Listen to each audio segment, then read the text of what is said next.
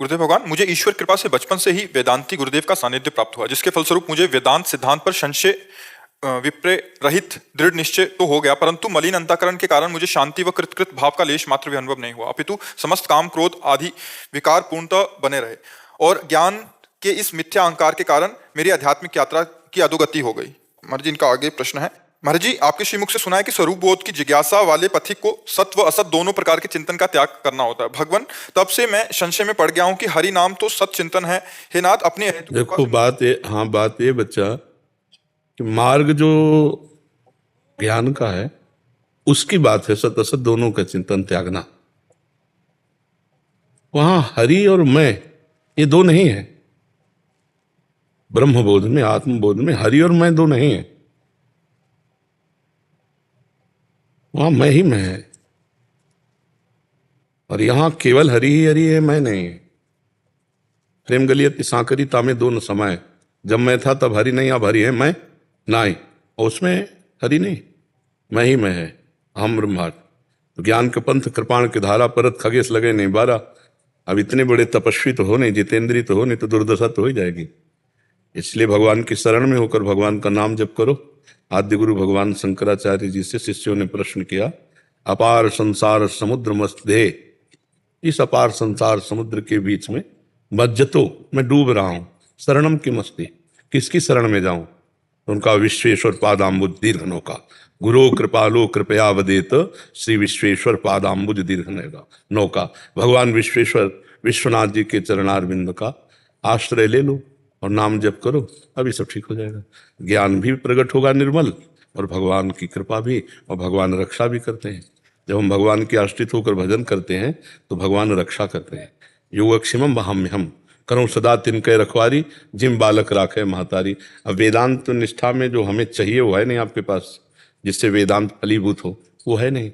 क्योंकि बिना सत असत का विवेक, बिना लोक परलोक के भोगों से वैराग्य हुए, बिना सम दम उपरति तितिक्षा समाधान मुमुक्षता, इनके बिना खोखला है ज्ञानी। केवल ज्ञान का वर्णन कर देना थोड़ी ज्ञान होता है, अनुभव की बात होती है। मान लो आप बहुत अच्छे साधक हो, पवित्र हो, तो आप अपनी स्थिति का वर्णन कर रहे हो कि मेरी दुर्दशा है, काम क्रोध लोभ मोह मद मत्सर। तो अस्त्र क्या जो दुश्मन को परास्त न कर पावे? नहीं, कागज की तलवार से किसी की गर्दन तो नहीं काटी जा सकती। ऐसे ही वाचिक ज्ञान से माया का बंधन नहीं काटा जा सकता। अनुभवजन्य ज्ञान होना चाहिए। उसके लिए बच्चा भजन करो। अगर हमारी बात मान जाओ तो भगवान की शरण में हो जाओ, मानी संख्या से सवाल हल हो जाएगा।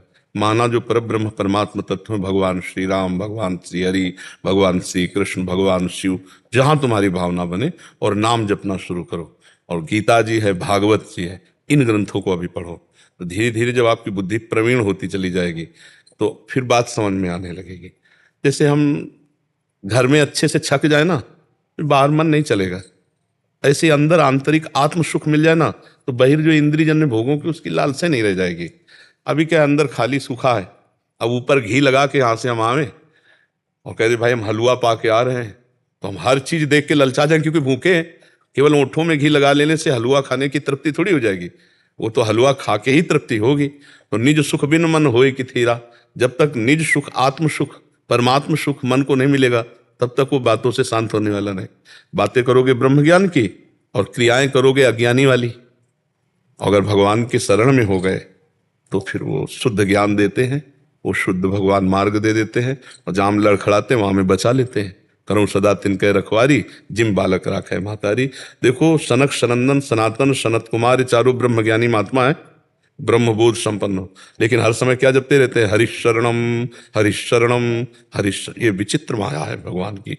बचा सकते हैं तो भगवान बचा सकते हैं, इसलिए भगवान की शरण में हो जाओ, नाम जप करो। सच्चा ज्ञान ये है कि हम अभी मायाकृत शरीर में फंसे हुए हैं और इससे हटना बहुत कठिन है। आप देख रहे हो, इसके आकर्षण से हटना बहुत कठिन है। तो फिर हम गुरु स्वरूप भगवान श्री हरि की शरण में, और उनका नाम जप, उनकी लीला कथा, बहुत हृदय शीतल हो जाएगा। देखना भगवान, मैंने गुरु मंत्र आपके ही यूट्यूब से सुनकर, नाम का प्रताप सुनकर मैं इस नाम जब से प्रारंभ किया, तो मैं वैसे मेरे मनोराग भी कम हो गया। हाँ, हो जाए, और बहुत शीतलता आने लगेगी। मतलब एक एक विश्राम जैसा लगने लगेगा। जब आपको भरोसा दृढ़ हो जाएगा ना प्रभु में, कि मैं कौन हूँ, मैं क्या हूँ, भगवान जाने, मैं जैसा भी हूँ भगवान का हूँ, और खूब डट के नाम जप करना है, अपने आचरण पवित्र रखना है। अब इसी से आपके अंदर वैराग्य और ज्ञान की उत्पत्ति होने लगेगी। जैसे जैसे भगवान का भजन करेंगे तो भगवान कृपा करके ज्ञान देते हैं। जो भगवत प्रदत्त ज्ञान होता है वही माया मुक्त होता है। जो पढ़ा लिखा ज्ञान होता है उससे माया मुक्त नहीं हुआ जा सकता। जड़ चेतन की ग्रंथि का जो भेदन है वो भगवान की कृपा से प्राप्त ज्ञान से होता है। सोई जाने जे देव जनाई, भगवान जिसे जना देते हैं वही जानता है। इसलिए खूब भजन करो, अच्छे आचरण करो, दूसरों की सेवा करो। मानव जीवन है ना, हमको ये शरीर मिला है, हम जो हैं सो तो है ही है। हमको करना क्या है, बस ये बात देखनी, गंदे आचरण नहीं करने, पवित्र आचरण करना है, दूसरों की सेवा करनी, खूब नाम जप करना है और भगवान से मिल जाना है।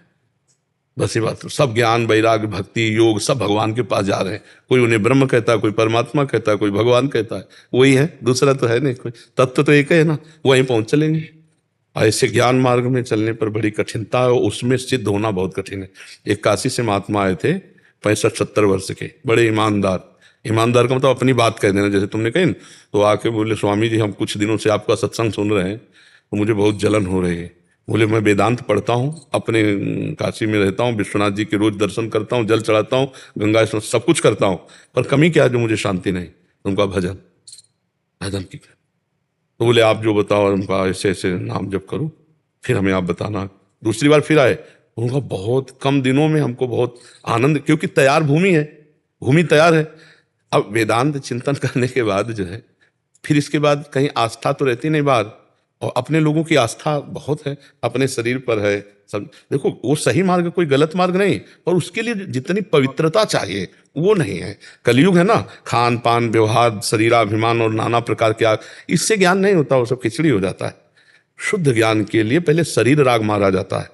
मैं शरीर नहीं हूं, तो इसका भूख प्यास भी मैं नहीं हूं, इसकी सर्दी गर्मी भी मैं नहीं हूं, तो इसके काम क्रोध भी मेरे नहीं है। अभी निर्मल हो, अभी निर्मल, पर ऐसा नहीं है। जहां व्यथा मन मंथन करके प्रकट किए तो भूख भी मेरी, प्यास भी मेरी, क्रोध भी मेरे को आ रहा। तो देहाभिमानी जीव ज्ञान की बातें चाहे जितना कर ले, लेकिन उससे मुक्त होना बहुत कठिन है।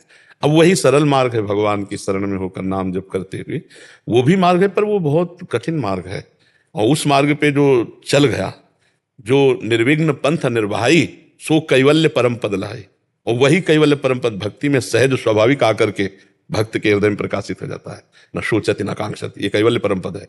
ब्रह्मभूता प्रसन्नात्मा न शोचति न कांक्षति, न कोई चाह है, न किसी भी तरह की कोई सोच रह गई है। तो भक्त को भी तो यही होता है, सकल कामना हीन जे राम भगति रसलीन। उसके भी अंदर कोई कामना नहीं रह जाती, कोई चाह नहीं रह जाती, वो भी स्वरूप बोध को प्राप्त हो जाता है। मम दर्शन फल परम अनुपा, जीव पाव निज सहज स्वरूपा। बात एक ही है, पर इसमें सहारा है भगवान का, और बहुत सरल है।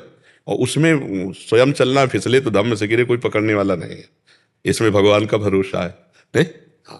भगवान ये मैंने जैसे हरि का प्रणव के साथ जब करता हूँ हरिओम, तो ये मंत्र कोटि में तो नहीं आएगा, इसका जप कीर्तन कर सकते हैं वैपवित्र अवस्था? नहीं, प्रणव आदि तो महान मंत्र ही है, उद्गीत है, बिना गुरु के इसका जप नहीं करना चाहिए। तो मेरे इष्ट श्री हरि हैं, तो फिर क्या श्री हरि हैं मेरे इष्ट, तो मैं क्या नहीं तो नाम जप करो भगवान के। हाँ, प्रणव को तभी जपना चाहिए, या प्रणव लगे मंत्र को तभी जपना चाहिए जब गुरु प्रदत्त हो, तभी वो सफल हो पाएगा।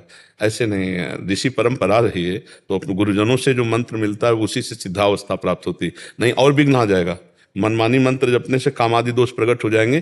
चित्रकूट में हम एक महात्मा रात्रि के समय देखा तो मंदाकिनी की एक शिला बीच में पड़ी हुई थी, उस शिला में कम्बल ओढ़े, ठीक जेठ के महीने की बात, गर्मी, जेठ के महीने में बहुत गर्मी होती है, तपती हुई गर्मी के समय की बात, वो ओढ़े। तो हमें लगा कि ये मृत है क्या।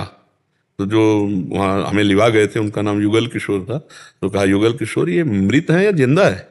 उनका जिंदा, उनका जिंदा, और कम्बल ओढ़े और ऐसे पत्थर के टुकड़े पर ऐसे रात। बोले बड़े निरपेक्ष महापुरुष है, किसी से बात नहीं करते। जिद हमारी थी कि संतों के पीछे लगना, उनसे बात पकड़ना। तो अब अपने बाबा जी में बैठे, कभी तो निकलेंगे, डिस्टर्ब नहीं करेंगे। और वो निकले, 2-2:30 बजे निकले। जो ही निकले बस पीछे पड़े, दंडवत महाराज जी, दंडवत महाराज जी, 1 मिनट बस महाराज जी, 1 मिनट समय। आप जैसे गुरुजन समय नहीं देंगे तो वो हेर भी नहीं रहे। हमको आप जैसे गुरुजन समय नहीं देंगे तो हम जैसे साधुकों का क्या होगा। महाराज जी 1 मिनट, बस 1 मिनट दे दीजिए। जे पूछे, पीछे मुड़े, कमर हटाया तो जैसे सूर्य उदय हो गया, तेजो में चेहरा, क्योंकि अखंड ब्रह्मचारी और निरंतर भजन परायण।